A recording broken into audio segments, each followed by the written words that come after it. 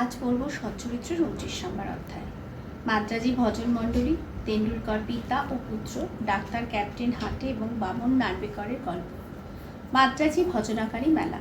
১৯১৬ সাল নাগাদ এক মাদ্রাজি ভজন মণ্ডলী পবিত্র কাশীর তীর্থ করতে বেরোয়। ওই মণ্ডলীতে একটি পুরুষ, তার স্ত্রী, ছেলে ও শ্যালিকা ছিল। রাস্তায় ওরা জানতে পারে আহমেদনগরের কোপরগ্রামের কাছে সিঁড়ি গ্রামে শ্রী সাই বাবা নামে এক মহান সন্ত থাকেন। তিনি খুবই দয়ালু এবং উচ্চ শ্রেণীর সাধক। তার হৃদয় খুবই উদার এবং তিনি কৃপার সাগর। তিনি প্রতিদিন ভক্তদের টাকা বিতরণ করেন। যদি কোনো শিল্পী সেখানে গিয়ে নিজের নৈপুণ্য প্রদর্শন করে তো সেও পুরস্কার পায়। প্রতিদিন বাবার কাছে দক্ষিণারূপে অনেক টাকা জড়ো হতো। বাবা তার থেকে রোজ ১ টাকা ভক্ত কন্যাজিকে, ৩ বছরের মেয়ে অমলিকে, ৬ টাকা অমলির মা জামলিকে এবং কখনো ১০ বা ২০, কখনো ৫০ টাকাও নিজের ইচ্ছে অনুসারে ভক্তদের মধ্যে ভাগ করে দিতেন। এই শুনে ভজন মণ্ডলীও শিরডি এসে পৌঁছয়। ওরা খুব সুন্দর ভজন ও গান করত, কিন্তু ওদের আসল ইচ্ছে ছিল ধন উপার্জন করাই। ওই দলে ৩টি লোক বড়ই লোভী ছিল। শুধু প্রধান স্ত্রীটির স্বভাব ছিল এদের মধ্যে একেবারেই ভিন্ন। ওর হৃদয়ে বাবার প্রতি শ্রদ্ধা ছিল। একদিন দুপুরের আরতির সময় ওই মহিলাটির ভক্তি ও বিশ্বাস দেখে বাবা প্রসন্ন হন। তারপর আর কি, বাবা ওকে ওর ইষ্টের রূপে দর্শন দেন এবং শুধু ওই বাবাকে সীতানাথ রূপে দেখতে পায়। সেখানে উপস্থিত অন্যান্য লোকেরা তাকে বাবা রূপেই দেখে। নিজের প্রিয় ইষ্টদেবের দর্শন পেয়ে আনন্দে মহিলাটির কণ্ঠরুদ্ধ হয়ে চোখ থেকে অশ্রুধারা প্রবাহিত হতে থাকে। প্রেমোন্মাদ হয়ে তালি বাজাতে শুরু করে। ওকে এইরূপ আত্মহারা হতে দেখে লোকেদের কৌতূহল হয়, কিন্তু কেউ কারণটা জানতে পারে না। পরে ও নিজের স্বামীকে সমস্ত কথা খুলে বলে। বাবা ওকে কিভাবে শ্রীরাম রূপে দর্শন দেন সেসব কথা জানায়, কিন্তু ওর স্বামী ভাবে যে আমার স্ত্রী খুবই ধার্মিক ও সরল, সুতরাং শ্রীরামের দর্শন পাওয়াটা ওর একটা ভ্রম বিকার ছাড়ার কিছুই নয়। ও নিজের স্ত্রীর কথা উপেক্ষা করে বলে, এটা কি করে সম্ভব যে বাবা শুধু তোমাকেই শ্রীরাম রূপে দর্শন দিলেন আর বাকি সব ভক্তরা বাবারই দর্শন পেল? ওর স্ত্রী এর উত্তরে কোনো প্রতিবাদ করল না, কারণ ওই সময় যেভাবে ও শ্রীরামের দর্শন পেয়েছিল ঠিক সেই রকমই দর্শন এখনো পাচ্ছিল। ওর মন শান্তি, স্থিরতা ও তৃপ্তি লাভ করে। আশ্চর্যজনক দর্শন। এইভাবে দিন কাটতে থাকে। এক রাতে পুরুষটি একটি বিচিত্র স্বপ্ন দেখে যে একটা বড় শহরে পুলিশ ওকে ধরে দড়ি দিয়ে হাত বেঁধে কারাগারে বন্ধ করে দিয়েছে। বাবা চুপচাপ ওর কাছে দাঁড়িয়ে আছেন। তাকে নিজের কাছে দাঁড়িয়ে থাকতে দেখে ও কাতরভাবে বলে ওঠে, আপনার কীর্তি শুনে আমি আপনার শ্রীচরণে এসেছিলাম। আপনার এত কাছে থাকা সত্ত্বেও আমার এরকম বিপদ কি করে হলো? তখন বাবা বলেন, তোমার নিজের কুকর্মের ফল ভুগতে হবে। ও তখন উত্তর দেয়, এ জন্মে আমার সেরকম তো কোনো কর্মের কথা মনে নেই, যার জন্য আমায় এই দুর্দিন দেখতে হচ্ছে। বাবা বলেন, এ জন্মে নয়তো গত জন্মে নিশ্চয়ই কোনো খারাপ কাজ করেছিলে। তখন লোকটি বলে, আমার গত জন্মের কথা তো কিছু মনে নেই, কিন্তু ধরুন কোনো ভুল কাজ করেও যদি ফেলেছিলাম, তবুও আপনার উপস্থিতিতে সেটা তক্ষুনি জ্বলে ছাই হয়ে যাওয়া উচিত ছিল, যেমন শুকনো ঘাস আগুনে পুড়ে ছাই হয়ে যায়। বাবা জিজ্ঞাসা করলেন, তোমার কি সত্যি সত্যি এরকম দৃঢ় বিশ্বাস আছে? লোকটি উত্তর দেয়, হ্যাঁ। বাবা তখন ওকে চোখ বন্ধ করতে বলেন এবং চোখ বন্ধ করতেই ও একটা ভারী জিনিস পড়ার শব্দ পায়। চোখ খুলে দেখে যে ও কারাগারের বাইরে দাঁড়িয়ে আছে এবং পুলিশটা মাটিতে পড়ে আছে ও তার গা থেকে রক্ত ঝরে পড়ছে। এই দেখে ও অত্যন্ত ভীত দৃষ্টিতে বাবার দিকে তাকায়। তা দেখে বাবা বলেন, বেটা, এবার তোমার ভালো ব্যবস্থা হবে, পুলিশ এসে এক্ষুনি তোমায় ধরে নেবে। তখন ও মিনতি করে বলে, আপনি ছাড়া আমায় কে রক্ষা করতে পারে? আমার তো একমাত্র আপনি ভরসা, ভগবান, আমায় যেমন করে হোক বাঁচিয়ে নিন। তখন বাবা ওকে আবার চোখ বন্ধ করতে বলেন। চোখ খুলে দেখে যে ও সম্পূর্ণ মুক্ত হয়ে কাঠগড়ার বাইরে দাঁড়িয়ে আছে এবং বাবাও ওর কাছে দাঁড়িয়ে আছেন। তখনও বাবার শ্রীচরণে লুটিয়ে পড়ে। বাবা এবার জিজ্ঞাসা করেন, আমায় বলো তো, তোমার এখনকার প্রণাম ও আগের প্রণামের মধ্যে কোনো পার্থক্য আছে কি না ভালোভাবে ভেবে জবাব দিও। লোকটি বলে, আকাশ পাতাল পার্থক্য আছে আমার এখনকার ও আগের প্রণামের মধ্যে। আগের প্রণামগুলি তো শুধু ধন প্রাপ্তির আশায় করেছিলাম, কিন্তু এই প্রণামটি আমি আপনাকে ঈশ্বর জেনে করছি। আগে আমার ধারণা ছিল যে আপনি মুসলমান হয়ে হিন্দুদের ধর্ম নষ্ট করছেন। বাবা জিজ্ঞাসা করেন, তুমি কি মুসলমান পীরদের বিশ্বাস করো না? প্রত্যুত্তরে সে বলে, আজ্ঞে না। তখন বাবা আবার জিজ্ঞাসা করেন, তোমার বাড়িতে কি একটা পাঞ্জা নেই?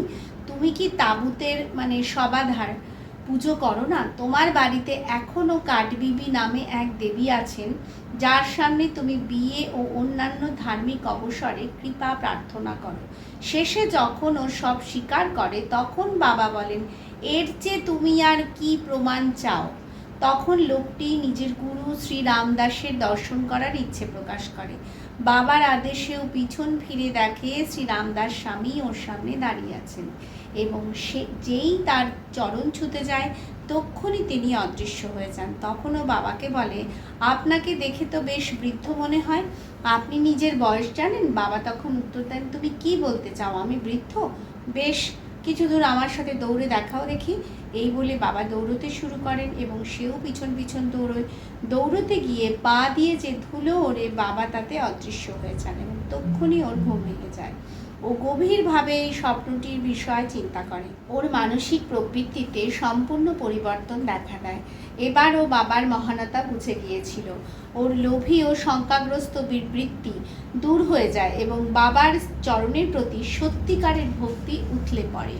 ওটা তো ছিল মাত্র একটা স্বপ্ন, কিন্তু তার প্রশ্নোত্তরগুলি ছিল বেশি গুরুত্বপূর্ণ। পরের দিন যখন সবাই মসজিদে আরতির জন্য একত্রিত হয়, তখন বাবা ওদের প্রসাদ রূপে প্রায় 2 টাকার মিষ্টি ও নগদ 2 টাকা দিয়ে আশীর্বাদ করেন। ওখানে কিছুদিন আরও থাকতে বলেন। আশীষ দেন, আল্লাহ তোমায় অনেক দেবেন এবং এবার সব ভালোই করবেন। সেখানে বাবার কাছ থেকে খুব বেশি অর্থ লাভ হয় না, কিন্তু বাবার কৃপা অবশ্যই প্রাপ্ত হয়, যাতে ওদের খুবই মঙ্গল হয়। রাস্তায় ওরা যথেষ্ট অর্থ উপার্জন করে ওদের ওই যাত্রা সফল হয়। যাত্রার সেই দলের কোনো কষ্ট বা অসুবিধে হয় না এবং ওরা নির্বিঘ্নে বাড়ি পৌঁছে যায়। বাবার আশীর্বাদে ও তার কৃপায় যে পরমানন্দ লাভ হয়েছিল, সেটা ওদের চিরকাল মনে থাকে। তেন্ডুলকর কুটুম্ব। বম্বের কাছে বান্দ্রাতে এক তেন্ডুলকর পরিবারের প্রত্যেকটি সদস্য বাবার পরম ভক্ত ছিল। শ্রী রঘুনাথ রাও তেন্ডুলকর মারাঠি ভাষায় শ্রী সাইনাথ ভজনমালা নামক একটি বই লিখেছিলেন, যাতে প্রায় 800টা ছন্দ ও পদের সমাবেশ ও বাবার লীলার মধুর বর্ণনা আছে। এইটি বাবার ভক্তদের পড়ার যোগ্য বই। ওর জ্যেষ্ঠ পুত্র বাবু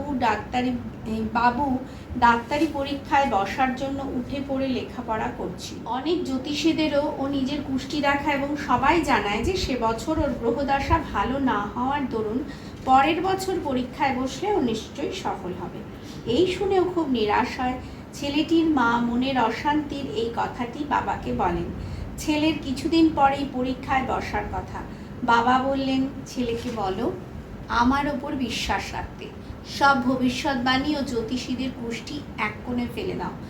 ও নিজে লেখাপড়া চালিয়ে যাক, ঠান্ডা মাথায় পরীক্ষায় বসুক, ও নিশ্চয়ই বছর পাশ করবে। ওকে বলো নিরাশ হবার কিছু নেই। মা বাড়ি ফিরে বাবার আশ্বাস ছেলেকে জানায়। ও দিনরাত পরিশ্রম করে ও পরীক্ষায় বসে, সব বিষয় খুব ভালো পরীক্ষা দেয়। তবুও ওর মনে একটা সংশয়, বোধহয় পাশ করার মতন অতটা ভালো হয়নি। তাই ও ভাবলো যে মৌখিক পরীক্ষায় উপস্থিত হয়ে কোনো লাভ হবে না। কিন্তু পরীক্ষক তো নাছোড়বান্দা। উনি এক বিদ্যার্থীকে দিয়ে বাবুকে বলে পাঠান যে ওর লিখিত পরীক্ষা যথেষ্টই ভালো হয়েছে, এবার ওর মৌখিক পরীক্ষাতেও নিশ্চয়ই উপস্থিত থাকা উচিত। এইভাবে উৎসাহ পেয়ে বাবু পরীক্ষায় বসে এবং 2টি পরীক্ষাতেই উত্তীর্ণ হয়। সেই বছর ওর গ্রহদশা প্রতিকূল হওয়া সত্ত্বেও বাবার কৃপায় ও সফল হয়। এখানে শুধু একথাই মনে রাখা উচিত যে কষ্ট এবং সংশয়ের উৎপত্তি শেষে দৃঢ় বিশ্বাসে পরিণত হয়। যেভাবেই হোক পরীক্ষা তো হয়ই, কিন্তু আমরা যদি দৃঢ় বিশ্বাস ও শ্রদ্ধাপূর্বক চেষ্টা করে যাই, তাহলে সফলতা নিশ্চয়ই পাবো। এই ছেলেটির পিতা রঘুনাথ রাও বম্বের একটি বিদেশি ফার্মে চাকরি করতেন। উনি বেশ বৃদ্ধ হয়ে গিয়েছিলেন এবং নিজের কাজ ভালোভাবে করতে পারতেন না, তাই উনি ছুটি নিয়ে বিশ্রাম করতে চাইতেন। ছুটি নেওয়ার সত্ত্বেও ওর স্বাস্থ্যের কোনো বিশেষ পরিবর্তন দেখা যায় না, তাই এবার অবসর গ্রহণের কথা ভাবতে বাধ্য হলো। একজন বিশ্বাসী কর্মচারী হওয়ার দরুন প্রধান ম্যানেজার ওকে পেনশন দিয়ে সেবা নিবৃত্ত করা স্থির করেন। পেনশন কত দেওয়া উচিত সেটাই চিন্তা করা হচ্ছিল। উনি 150 টাকা মাসিক বেতন পেতেন, সেই হিসেবে ওর পেনশন হয় 75 টাকা, কিন্তু সেটাও ওর পরিবারের ভরণ পোষণের জন্য পর্যাপ্ত ছিল না। নির্ণয় হওয়ার 15 দিন আগে বাবা শ্রীমতী তেন্ডুলকরকে স্বপ্নে দর্শন দিয়ে বলেন, আমার ইচ্ছে যে তোমার স্বামীকে 100 টাকা পেনশন দেওয়া হোক, তুমি কি তাতে সন্তুষ্ট? শ্রীমতী তেন্ডুলকর উত্তর দেন, বাবা, আপনার এই দাসীকে কেন জিজ্ঞাসা করছেন? আপনার শ্রীচরণেই আমাদের পূর্ণ বিশ্বাস। যদিও বাবা 100 টাকা বলেছিলেন, কিন্তু সেটা বিশেষ পরিস্থিতি বিবেচনা করে 110 টাকা বেশি, অর্থাৎ 110 টাকা পেনশন নিশ্চিত করা হয়। বাবার নিজের ভক্তদের প্রতি অসীম স্নেহ ভালোবাসা ছিল। ক্যাপ্টেন হাটে বাবার এক পরম ভক্ত ছিলেন, থাকতেন বিকানিরে। একবার স্বপ্নে বাবা ওকে জিজ্ঞাসা করেন, তুমি কি আমায় ভুলে গেছো? শ্রী হাটে তার শ্রীচরণ ধরে বলেন, ছেলে নিজের মাকে ভুলে কি বেঁচে থাকতে পারে? এই বলে শ্রী হাটে তাড়াতাড়ি বাগানে গিয়ে কিছু সেম ভেঙে নিয়ে আসেন। একটা থালায় নৈবেদ্য সাজিয়ে তাতে দক্ষিণা রেখে বাবাকে অর্পণ করতে যাবেন, এমন সময় ও ঘুম ভেঙে যায়। উনি বুঝতে পারেন না সেটা শুধুমাত্র একটা স্বপ্ন ছিল, কিন্তু যে সব বস্তুগুলি উনি স্বপ্নে দেখেছিলেন সেগুলি বাবার কাছে শিরডি পাঠাবেন বলে স্থির করেন। কিছুদিন পর উনি গোয়ালিয়র যান। সেখান থেকে নিজের এক বন্ধুকে 12 টাকা মানি অর্ডার করে পাঠিয়ে চিঠিতে লিখে পাঠান 2 টাকার সিধে সামগ্রী এবং শিং ইত্যাদি কিনে ও 10 টাকার দক্ষিণা রেখে আমার হয়ে বাবাকে নিবেদন করো। ওর বন্ধু সবই জোগাড় করে নেন, কিন্তু শিম পেতে খুবই অসুবিধে হয়। এমন সময় উনি এক মহিলাকে মাথায় একটা টুকরি নিয়ে যেতে দেখেন। উনি এই দেখে খুবই আশ্চর্য হয়ে যান, ওই টুকরিতে শুধু শিমই ছিল। তখন শিম কিনে সব জিনিসগুলো নিয়ে মসজিদে গিয়ে শ্রী হাটের পাঠানো নৈবেদ্য বাবাকে অর্পণ করেন। পরের দিন শ্রী নিমনকর তাই দিয়ে ভাত ও শিমের তরকারি বানিয়ে বাবাকে খেতে দেন। সবার খুব আশ্চর্য লাগে যে বাবা শুধু সেদিন শিমই খেলেন, অন্য জিনিস স্পর্শ করলেন না। ওর বন্ধুর কাছে এই খবর পেয়ে শ্রী হাটে গদগদ হয়ে ওঠেন এবং অগাধ আনন্দে মন ভরে ওঠে। পবিত্র টাকা। এক সময় ক্যাপ্টেন হাটের মনে হয় যে একটা টাকা বাবার পবিত্র করকমলে স্পর্শ করিয়ে নিজের বাড়িতে অবশ্যই রাখা উচিত। শিরডি যাবেন এমন এক বন্ধুর সাথে হঠাৎ ওর দেখা হয়। সে বন্ধুটিকে নিজের ইচ্ছে জানিয়ে শ্রী হাটে তাকে 1 টাকা দেন। শিরডি পৌঁছে বন্ধুটি বাবাকে প্রণাম করার পর দক্ষিণা দেন। বাবা সেটি তক্ষুনি পকেটে রেখে দেন। এরপর উনি ক্যাপ্টেন হাটের টাকাটি অর্পণ করেন। বাবা সেটি হাতে নিয়ে খুব মন দিয়ে সপ্রশংস দৃষ্টিতে দেখতে থাকেন। টাকাটি নিজের বুড়ো আঙুলের ওপর রেখে ওপর দিকে নিক্ষেপ করেন। এরকম 2-4 বার করে টাকাটি বন্ধুকে দিয়ে বলেন, উদির সাথে এই টাকাটা নিজের বন্ধুকে দিয়ে দিও। আমি ওর কাছ থেকে কিছুই চাই না, ওকে বলো যে উনি সুখে থাকুন, এই আশীর্বাদ করছি। বন্ধুটি গোয়ালিয়র ফিরে সেই টাকাটি শ্রী হাটেকে দেন। সেখানে যা যা ঘটেছিল সেসব ওকে জানান। সেসব কথা শুনে শ্রী হাটে খুব খুশি হন। উনি অনুভব করেন যে বাবা সর্বদা ওর সদিচ্ছাগুলিকে উৎসাহিত করে ওর সমস্ত মনস্কামনা পূরণ করতেন। শ্রী বামন নার্বেকর। পাঠকগণ, এবার অন্য একটা গল্প শুনুন। এক মহাশয়ের নাম বামন নার্বেকর। সাঁই চরণে প্রগাঢ় প্রীতি ছিল। একবার উনি একটা মুদ্রা আনেন, যার একদিকে রাম, লক্ষ্মণ, সীতা এবং অপরদিকে করবদ্ধ মারুতির মূর্তি ছিল। উনি এই মুদ্রাটি বাবাকে এই ভেবে অর্পণ করে যে তিনি সেটি করস্পর্শ দ্বারা পবিত্র করে উদির সাথে ফিরিয়ে দেবেন, কিন্তু বাবা সেটা তক্ষুনি পকেটে রেখে দেন। শ্যামা ওয়ামন রাওয়ের ইচ্ছেটি জানিয়ে মুদ্রাটি ফিরিয়ে দিতে অনুরোধ করেন। তখন উনি ওয়ামন রাওয়ের সামনেই বলেন, এইটি ওকে ফেরত না দিয়ে আমার কাছেই রাখবো। যদি উনি এর বদলে 25 টাকা দিতে রাজি থাকেন তাহলে আমি এটা ফিরিয়ে দেব। মুদ্রাটি পাওয়ার জন্য শ্রী ওয়ামন রাও 25 টাকা জোগাড় করে বাবাকে দেন। তখন বাবা বলেন, এই মুদ্রার মূল্য তো 25 টাকার থেকেও অনেক বেশি। শ্যামা, তুমি এটি নিজের ভাণ্ডারে জমা করে নিজের দেবালয়ে প্রতিষ্ঠিত করে এর নিত্য পুজো করো। কেউ সাহস করে জিজ্ঞেস করতে পারল না তিনি এমনটি কেন করলেন। এ তো শুধু বাবাই জানেন কার জন্য কখন কি উপযুক্ত। শ্রী साईनाथार्पणमस्तु। शुभम भवतु। अनंतकोटि ब्रह्मांड नायक राजाधिराज योगीराज परब्रह्म श्री सच्चिदानंद सद्गुरु साईनाथ महाराज की जय।